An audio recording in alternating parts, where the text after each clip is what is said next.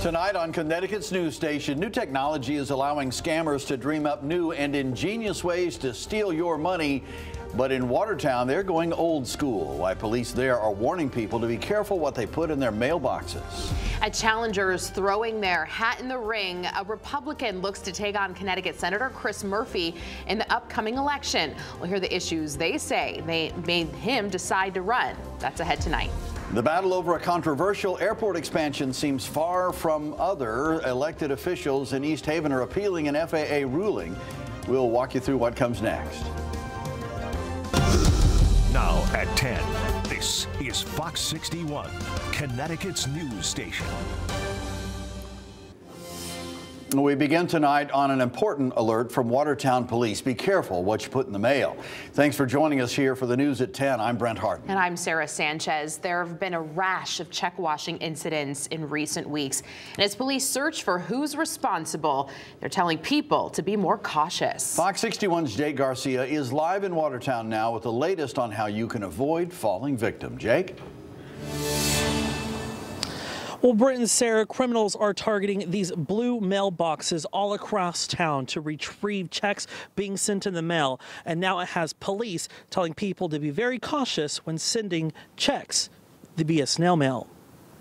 To find out that people are breaking into the mailboxes and scamming people out of money is horrifying. Watertown police say they've seen a recent spike in check washing in recent weeks. Check washing is when criminals use a special substance to erase the ink on a check to change the information on it, like the dollar amount or the name the check is addressed to. Criminals can then cash the check for a higher amount. And each one has been different. They haven't been the same. It doesn't seem like it's been the same individual on the check.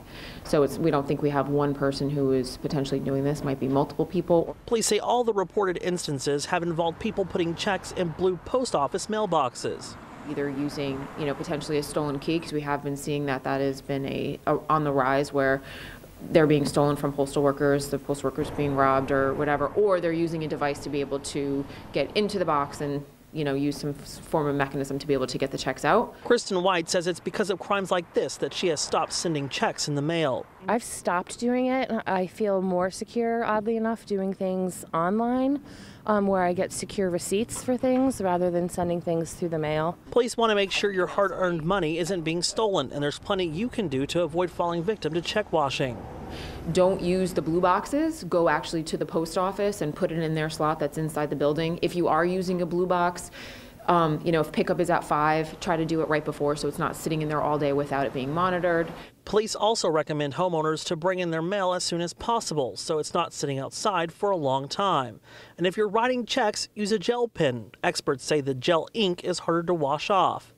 If you see anything fishy in your bank account, report it right away and report any suspicious activity you might see near these mailboxes too. And so if you're seeing somebody who's there who necessarily shouldn't be, digging into the box to call the police. And some of these newer mailboxes are actually designed to prevent crimes like this from happening. If you're caught doing this, you could face fraud and larceny charges, but you could also face felony charges as well because tampering with mail is a federal crime. Live in Watertown, Jake Garcia, Fox 61, Connecticut's news station. All right, Jake, thank you. Time for now for a first check on the forecast as this quiet stretch continues and we have no complaints. No complaints. Chief Meteorologist Rachel Frank has more and no complaints there either. Hi, Rachel. I like that because the complaint department's closed right now, so we wouldn't allow any if you had any. Temperatures right now are in the upper 20s. The sunny stretch that we have been enjoying since this weekend, the polar opposite of what we had in place last week when we were stuck with the clouds. Well, that sunny stretch continues as we head through the coming days. 28 right now in the Hartford area, as I mentioned before, but we're close to 30 in Chester and 26 right now in Waterbury. There are plenty of clouds to the east of us, but it looks like those mostly stay to the east as we head through the day tomorrow. We're looking at overnight lows in the 20s, and once again, we are waking up to what is now a familiar sight. lots of sunshine on your way out the door, so grab the sunglasses. Heading towards lunchtime, though, it will be a bit milder than it was outside today. We're near 40 degrees at noon, and we're looking at high temperatures climbing into the lower and even middle 40s as we head through the afternoon, which is well above average for this time of year. And if you think that sounds impressive, this warm-up is just getting started. We'll explain your full forecast coming up. Sounds good, Rachel. Thank you. We have an update now. Police say a third person was killed in a crash that happened over the weekend in Beacon Falls. Andresa de Brito Alves was a passenger in a Honda Civic that collided with a Ford pickup truck on Route 8 North on Sunday. Alves died from her injuries. 2 children who were in the back seat of the Civic also died. They were 6 and 3 years old. Police say the driver of the Civic was seriously injured. The driver in the pickup truck was hospitalized with minor injuries. West Virginia man with a lengthy criminal history has been captured in Connecticut and is facing a murder charge here in our state. The U.S. Marshals arrested 29-year-old Tyja Watson in Waterbury.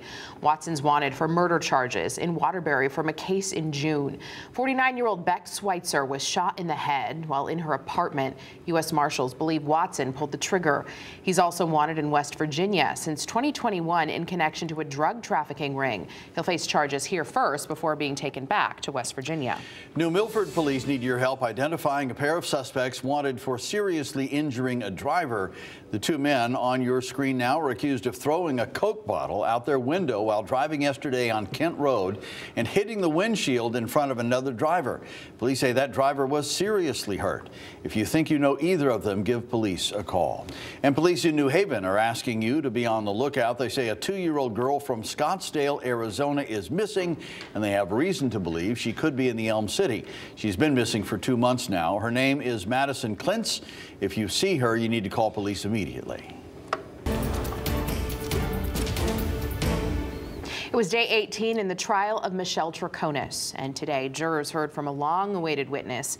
One of Farber Dulos' former employees took the stand. Pavel Gameni giving his account of things he noticed leading up to the disappearance of Jennifer Farber Dulos. Fox 61's Julia LeBlanc has the breakdown of today's busy day in the courtroom. Gameni spent all day testifying about his account of what he says happened in the days, weeks, and months leading up to the disappearance of Jennifer Farber Dulos, plus what happened afterward. First of all, are you nervous being here? Yes. After getting qualified immunity, Pavel Gameni opens up for the first time. Did you consider Mr. Dulos to be a close friend? No. He was your boss? Yes. Starting in 2016, Gameni began working full-time for Farber Dulos at his luxury home building company, Ford Group. He met Fotis's then-girlfriend, Michelle Troconis, shortly after. At first, he says she was friendly. He recalls an interaction with the couple when one of Dulos's dogs got sick. At some point, Jennifer Farber Dulos, Fotis's estranged wife, came up. She said something like, can you believe that Jennifer won't even let the kids come over and say goodbye to the dog before we put him to sleep? Tell the jury what the defendant said. She said she should be buried right next to this dog. Gameni taking jurors back to the day Jennifer disappeared. That Friday afternoon, he went to one of Fotis's properties in Farmington to pick up his red Toyota Tacoma. It's the same truck police allege Fotis used in the crime. When Gameni got to the house, Fotis and Troconis were there. How did Mr. Dulos react when he saw you? The way I can say it, look, like surprised for a second or two. How did the defendant react when she saw you? About the same way. And when it came time to take the truck home, at first, Gameni says the keys were in the door, then they weren't. He says Fotis said Michelle had the keys, and later, when police began their investigation. He told me not to mention that Michelle had a key. So you brought up the fact that your key wasn't in the Tacoma, and Mr. Dulos told you not to mention that Michelle had the key? Yes. In the days following, Gameni says Fotis got the Toyota Tacoma detailed. Fotis started pressing him about changing the seats or even selling the car. He told me, go to junkyard, get Tacoma seats or some other seats, pay cash, and I will reimburse you for it. He says Fotis then asked him not to call the seats, but hardware moving forward. Were you growing nervous or suspicious about Mr. Dulos? Yes. Outside the courtroom Tuesday, the Troconis family reading emails of support from the community aloud. And I hope that, we can continue demonstrating that she has nothing to do with the disappearance of Jennifer Dulos.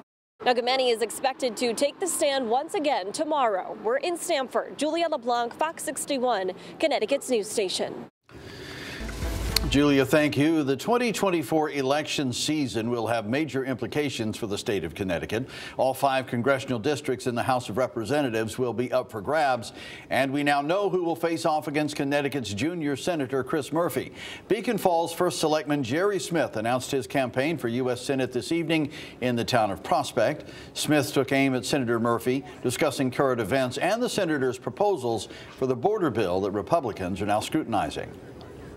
And my opponent is willing to allow a large number, well, it's a small number compared to what's coming through, 5,000 to 8,000, then we cut them off. I think 1 is too many. So I stand by making our borders, making our state safe.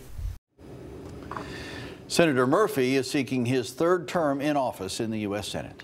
The mayor of East Haven says he'll challenge the FAA ruling over the Tweed Airport expansion. The mayor told town council he intends to challenge the ruling that the expansion would have no significant impact on surrounding communities. He says the regulatory agency ignored over 900 pieces of testimony he argues shows the expansion would have disastrous effects. East Haven State Representative Joe Zullo supported the mayor's decision, writing in a statement, "I appreciate the need to continue to grow our economy. However, that growth cannot, should not, and will not come at the expense of the people of East Haven. If they win the appeal, it would require a more in-depth environmental impact assessment." We have much more coming up here on the news at 10.